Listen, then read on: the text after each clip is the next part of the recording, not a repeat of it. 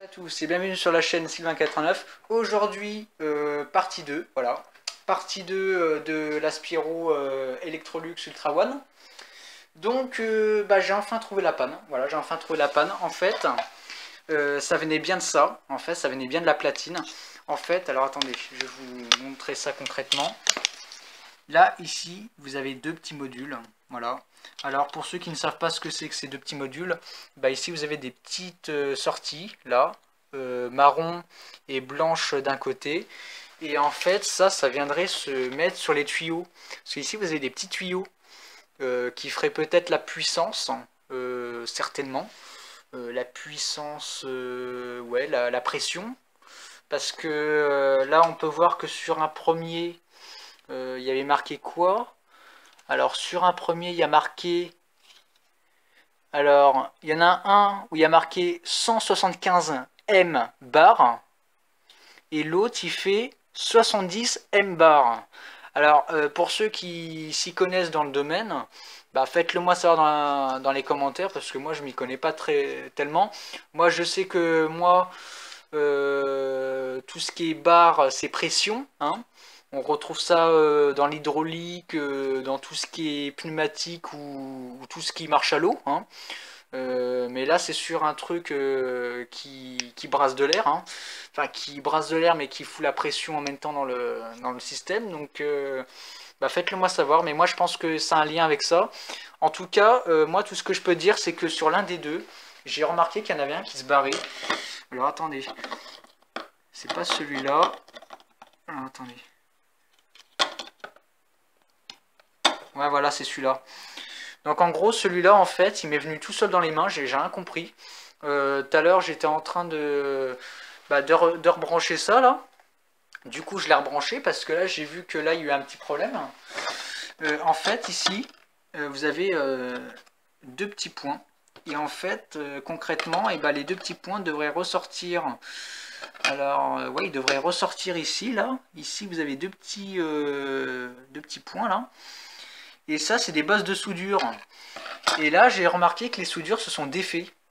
Donc là, je pense que j'ai trouvé la panne. Il s'agirait de ça. Donc en fait, je sais pas ce que c'est.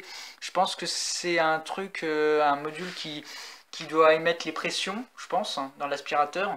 Vu qu'on a un aspirateur qui est assez high-tech, on peut diminuer et augmenter les puissances d'aspiration. Donc il s'est dessoudé en fait, donc c'est pour ça, donc à mon avis il doit y avoir un faux contact, je suppose. Et en faisant des essais, j'ai remarqué il s'agit bien de ça, parce qu'à chaque fois que je le zigounais, enfin que je le bougeais comme ça, et j'arrivais à le refaire fonctionner cet aspirateur. Donc en fait, il s'agissait bien de la carte en fait. Donc ce que je vais faire, c'est que je vais remettre celle-là, je vais la ressouder. Mais je vais quand même prévoir le coup en achetant cette carte, voilà. Au cas où, hein, si celle-là me lâcherait. Comme ça, je sais que là, j'ai une carte bonus, là. Donc là, ça, je vais le remettre là. Donc ça vient se mettre là, comme ça. Donc c'est comme un jeu de mécano, hein, c'est vraiment bizarre, hein.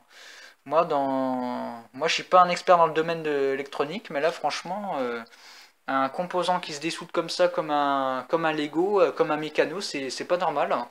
Donc là, moi, je vais refaire des soudures. Et puis, si ça lâche, je vais esquiver en achetant la carte. Voilà. Donc du coup, je vais faire l'essai devant vous. Donc là, je vais venir brancher en fait. Alors attendez, je vais le tenir comme ça, la caméra. Alors attendez. Tac. Voilà. Donc là, c'est pas pratique. Là, je suis sur les genoux, mais bon, ça va le faire. Donc en fait, ce câble-là vient se brancher ici. Bon, de toute façon, vous n'allez pas vous tromper, hein. Il y a un détrompeur. Il y a deux petits encoches qui est ici. En fait, pour être plus précis, ça vient se mettre ici. À côté, vous avez un petit nom où il y a marqué CN1. Et où il y a écrit CN1, vous venez brancher en fait ça. Donc, tac. Alors excusez-moi pour le petit bruit. En fait, j'ai appuyé sur le bouton sans faire exprès, donc voilà. Donc en gros, une fois que vous allez le brancher, vous aurez l'un des deux LED. Enfin, là, vous en avez 6 en tout. 1, 2, 3, 4, 5. Alors attendez. Non, vous avez 5 LED. mais 2 vers le bas, mais ceux-là, ils ne nous concernent pas. Mais normalement, vous avez l'un de ces 5 LED là va s'allumer. Donc moi, apparemment, moi, ce serait la LED L4 qui s'allume là. Voilà. Et en fait, en prenant le petit bouton qui est ici, je peux sélectionner. Alors attendez, c'est pas celui-là. Non, voilà. Alors attendez, je vais.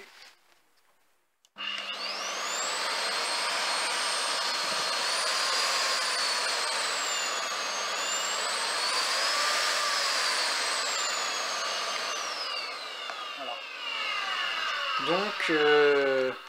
Donc, comme vous pouvez le voir, en fait, il marche. Hein. C'est juste qu'en fait, il faut déplacer un petit peu parce que vu qu'il est dessoudé, mais de toute façon, je ferai des soudures, mais même s'il fonctionne, hein, après, même s'il refonctionne, je vais quand même prévoir le coup en rachetant une deuxième carte de programmation, parce que c'est pas normal hein, que les 2 petits trucs se barrent comme ça. Dites-le moi dans les commentaires si ça vous a déjà arrivé. Si vous êtes curieux comme moi, si vous l'avez démonté et vous avez aperçu que là, il y avait un souci au niveau de ça. Mais voilà. Alors, excusez-moi pour le bruit, mais en fait, quand je l'ai mis en route, je pense que vous avez dû voir que en sélectionnant à chaque fois sur les 2 petits boutons qui est ici, plus et moins, il y avait les petites lettres qui se déplaçaient. Hein. De la première jusqu'à la L6. Hein, parce que là, on a L1, L3, L4, L5, L6. Il n'y a même pas L2 là-dessus. Ils ont mis du L1 jusqu'au L3. Et en fait, on peut déplacer en fait le petit module. Alors attendez. J'ai remarqué une chose. On peut juste les déplacer, mais que en arrêt. Là, je suis à l'arrêt. Là, si je le mets en route, alors attendez, excusez-moi pour le bruit, mais c'est juste pour refaire un petit test. Là, je vais voir si je peux les déplacer en mode marche.